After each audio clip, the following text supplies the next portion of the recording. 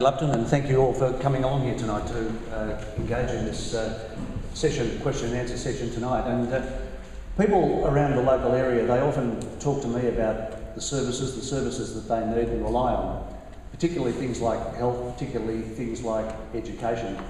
And when we look at what we've been able to achieve over a period of years at a great hospital like the Alfred, where we now have more than 700 extra nurses than we did when we came into office, caring for patients.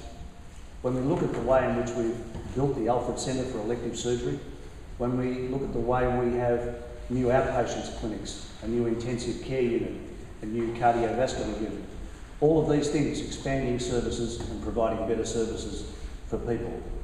And they're the things that people really want their state government to be concentrating on, services like that.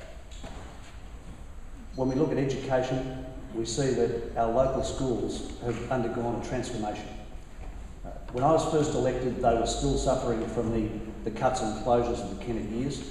We lost a lot of our schools during that period of time. Our schools were lacking in confidence. They didn't have confidence in their own futures. And parents in the area didn't know whether the school had a future or not. When we came into government, and subsequently when I was elected, we were able to turn that around to the stage now where we have growing school populations. They're confident, they're giving our children the best start in life. They're the sort of things that people rely on their governments for. They're the things that people can rely on a Labor government for. And when we look at bigger issues that affect the whole state, the nation, and in fact the entire world, we look at things like climate change.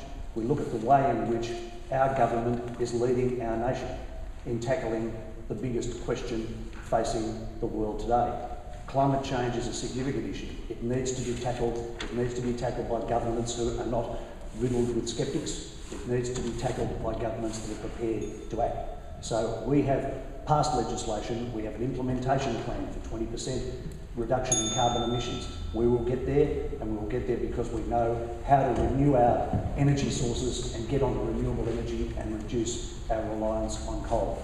And we'll secure the jobs for the future through a strong economy. So I'm looking forward to your questions tonight, and I hope that we're able to analyse the different futures that different parties might have for Victoria.